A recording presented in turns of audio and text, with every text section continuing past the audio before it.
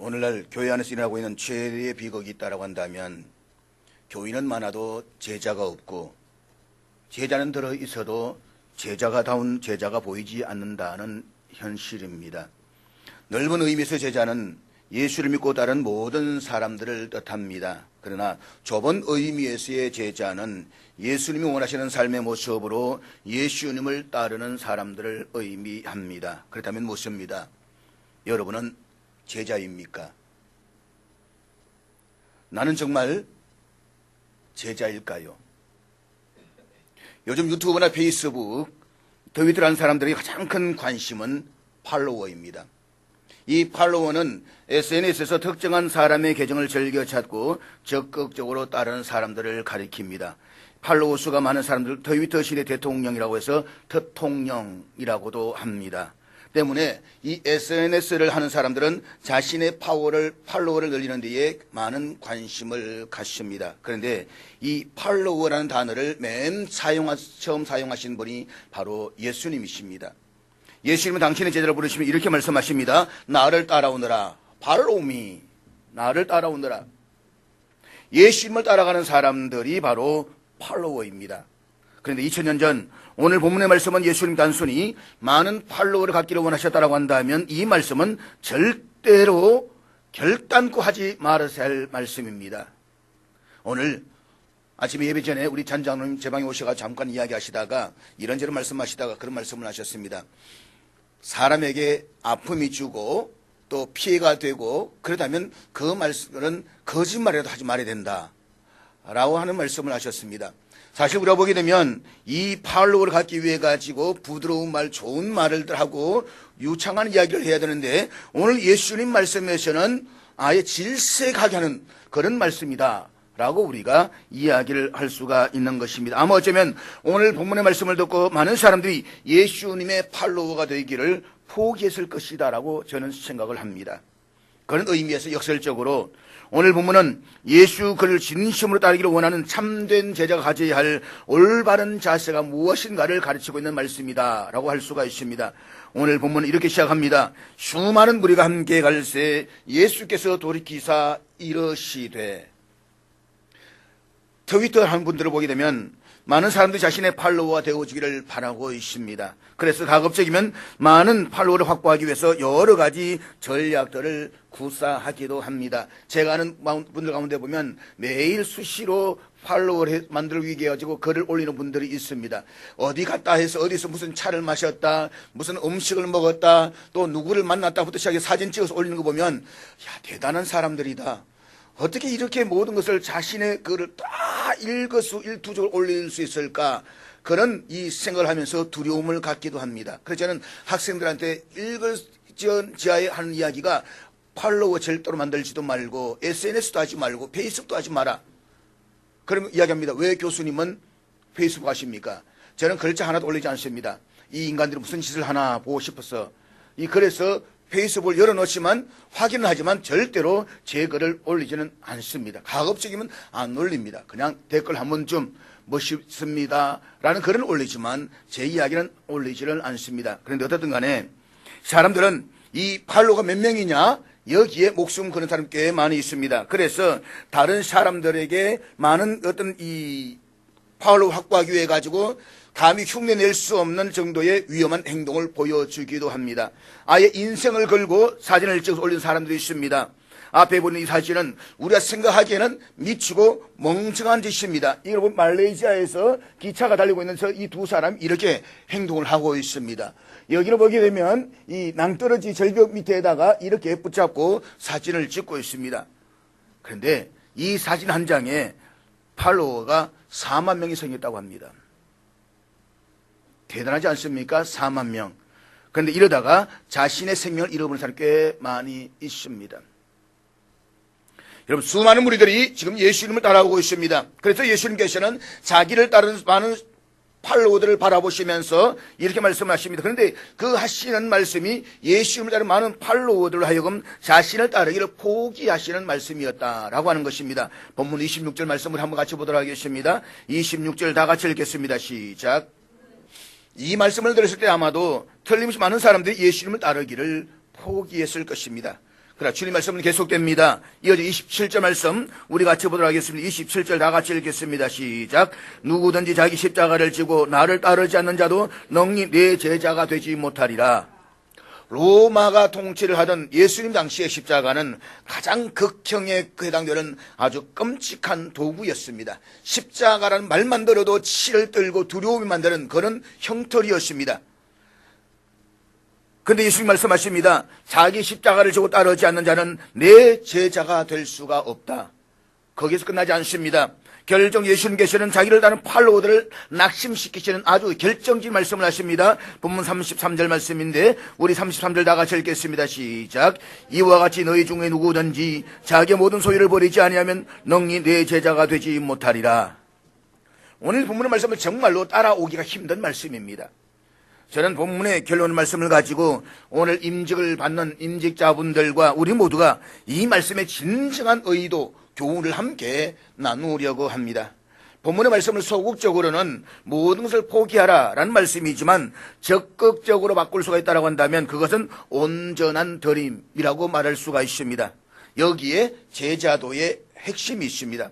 그렇다면 예수 그리스도 참된 제자로서의 온전한 삶을 살기 위해서 우리들이 가져야 할 자세는 어떤 자세일까요? 첫째로 모든 것이 하나님의 것이라는 인식의 필요입니다. 사실 교회 다니는 그리스도인들이라고 한다면 내가 가지고 있는 모든 것이 하나님의 것이라는 보편적인 인식을 가지고 있습니다. 제 말이 맞습니까? 다 하나님의 것 맞습니까? 근데 문제는 우리가 모든 것이 하나님의 것이라고 믿고 그렇게 살아가고 있느냐라고 하는 것입니다. 그렇게 살 수 없다고 한다면 우리의 신앙은 위선적이고 거짓된 종교꾼에 불과한 것입니다. 그래서 릭 워렌 목사님은 이런 말을 했습니다. 지식 그 자체가 힘이 아니라 적용된 지식만이 힘이다. 행동으로 인도하지 못하고 논쟁으로 거치는 지식은 거짓된 지식이다. 사실 우리는 지식은 힘이다 라고 생각하면서 살아왔습니다. 그런데 지식 그 자체가 힘이 아니라 적용된 지식만이 힘이라는 것입니다. 삶에 적용되지 않는 지식은 우리를 진리로 인도하는 지식이 될 수가 없다는 것입니다. 그렇다면 모든 것이 다 하나님의 것이라는 사실을 머리로 알고 또 입술로 고백하는지도 모르겠지만 문제는 이 제자의 도리를 방해하는 가장 중대한 다른 지식이 있다면 어떤 지식일까요? 우리가 입으로는 모든 것이 하나님의 것이라고 말하지만 마음속으로는 이것은 내 것이 라고 말하면서 살고 있지 않습니까? 바로 이런 가식적이고 잘못된 의식의 정체를 주님께서 깨뜨리고 교정하기 위해서 주셨던 비유 가운데 하나가 바로 누가복음 12장에 나오는 어리석은 부자의 비유입니다. 어떤 농사를 짓는 부자가 봄에 씨앗을 뿌렸습니다. 농사가 굉장히 잘 될 것 같은 그런 징조가 보이자 그는 현재 가지고 있는 곡간에 곡식을 다 추수하기는 어려울 것이라고 생각을 하고 확장 계획에 착수합니다. 그리고 확장된 곡간을 허무하게 바라면서 그는 이런 독백을 합니다. 누가복음 12장 17절부터 19절 말씀 우리 다 같이 읽겠습니다. 같이 읽습니다. 시작.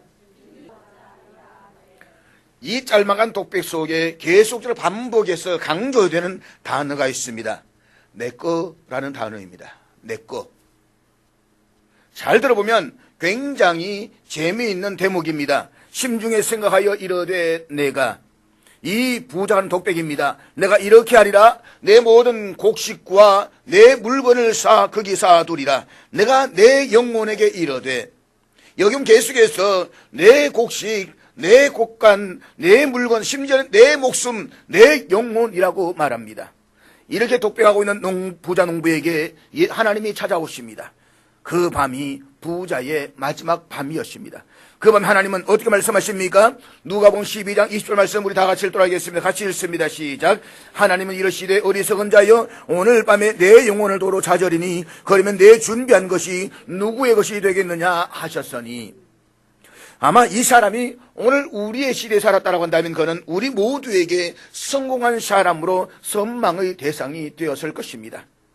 남들이 놀고 있는 시간에도 그는 열심히 일했고 농사를 성공시키기 위한 연구에 골몰했습니다. 그래서 그는 예상은 집중했고 수많은 수확을 거두었습니다. 그는 성공한 사람이었습니다. 그는 말 그대로 세상에서 봤을 때에 현명한 사람이라고 말할 수가 있습니다. 그런데 하나님은 그에게 이렇게 말씀하십니다. 어리석은 자여, 어리석은 자여. 하나님이 그를 마지막으로 부르시던 그 밤에 하신 말씀도 굉장히 흥미로운 말씀입니다. 오늘 밤에 내 영혼을 도로 찾으리니, 앞에서 부자는 내 곡간, 내 물건, 내 곡식, 그리고 심지어 내 영혼이라고 했습니다. 그런데 하나님께서는 부자가 내 영혼을 생각하는 그 영혼을 가리켜서 내가 가져가리니, 그러면 내 준비한 것이 누구의 것이 되겠느냐라고 말씀을 하십니다. 여기서 핵심은 누구의 것이냐라는 말씀입니다. 누구의 것이냐? 내가 내 것이라고 붙들고 사는 이 모든 것이 정말 누구의 것이냐? 그것이 내 것이 아니라 진리를 부자는 인생의 마지막 순간에 비로소 깨닫다는 것입니다. 그래서 그는 어리석은 사람입니다. 사랑하는 여러분, 우리 모두는 태어날 때에 두 주먹을 불끈 쥐고 태어납니다. 그러나 우리가 세상을 떠날 때에는 모두가 두 손을 쭉 펴고 갑니다. 무슨 뜻입니까? 아무것도 가지고 가지 못한다는 말입니다. 이 진리를 미리 알고 사는 인생이 지혜로운 인생인 것을 믿으시기를 주의 이름으로 축복합니다. 내가 가지고 있는 이 모든 것은 창조주 하나님께서 잠시 나에게 맡기신 것에 불과합니다. 이것을 기독교에서는 청지기라고 말합니다. 잊지 마십시오. 우리는 오너가 아닙니다. 우리는 소유자가 아닙니다. 우리는 맡겨주신 것을 일시적으로 관리하는 청지기에 불과한 것입니다. 모든 것은 하나님의 것입니다. 여기서부터 그리스도의 제자됨은 시작되는 것입니다.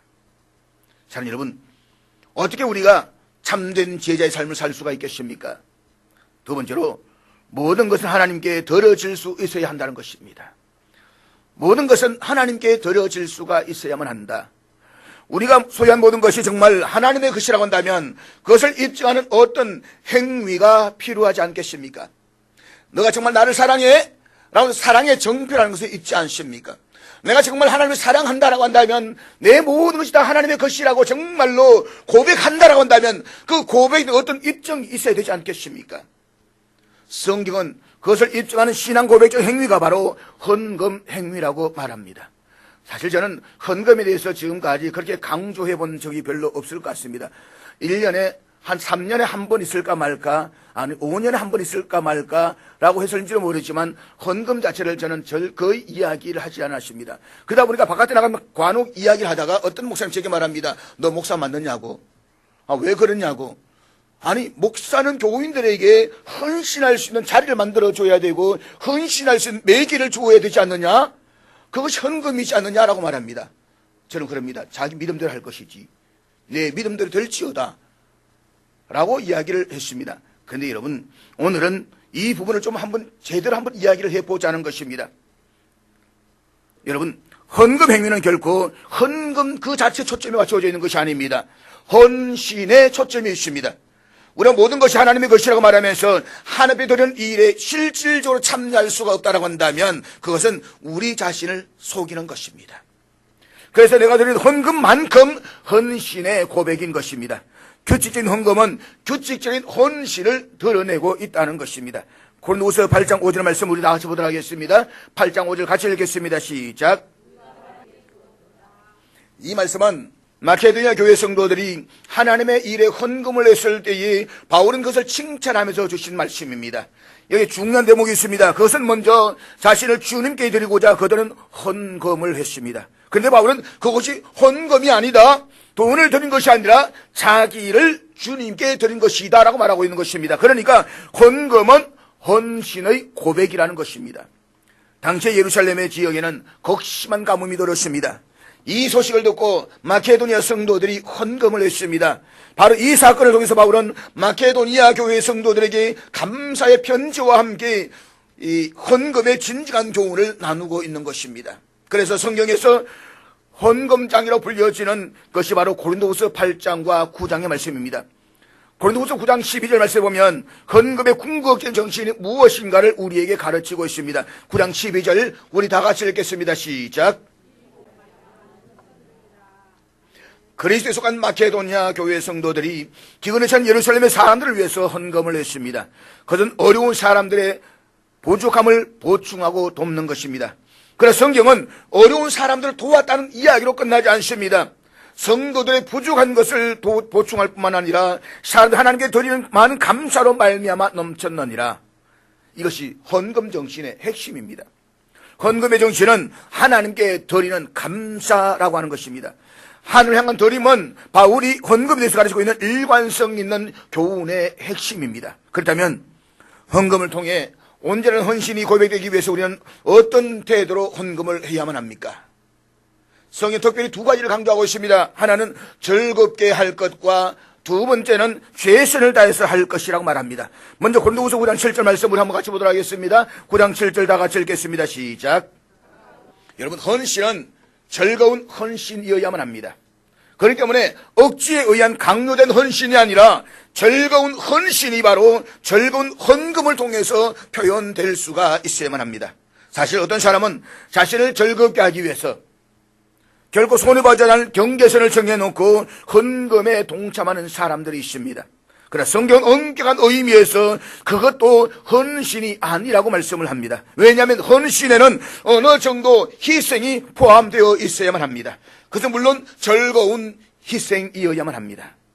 구약시대에 하나님의 백성들이 하나님이 드린 제물과 예물을 가리켜서 희생이라고 했습니다. 드리면 반드시 희생이 있어야 한다는 것입니다. 그런 의미에서 마케도니아 교회 성도들은 즐거운 헌신, 그리고 최선을 다하는 헌신의 모범이 되었습니다.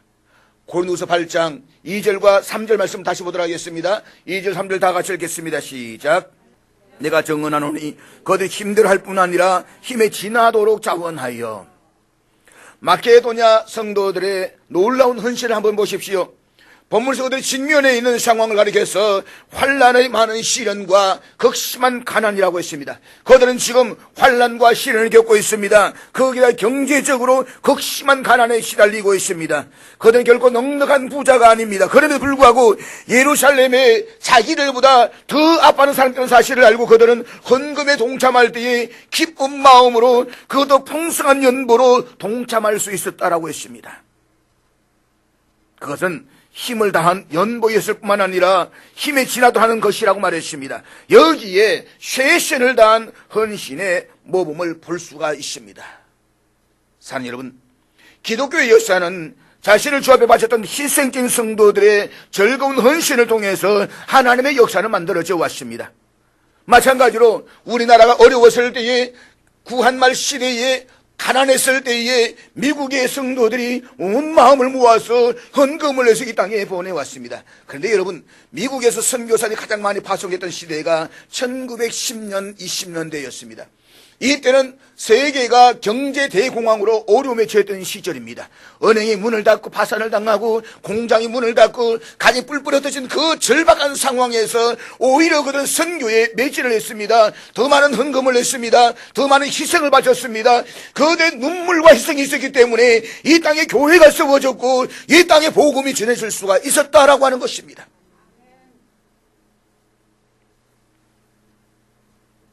그런데 오늘 하나님의 나라의 역사는 저와 여러분을 통해서 동일하게 쓰여지고 있을까요?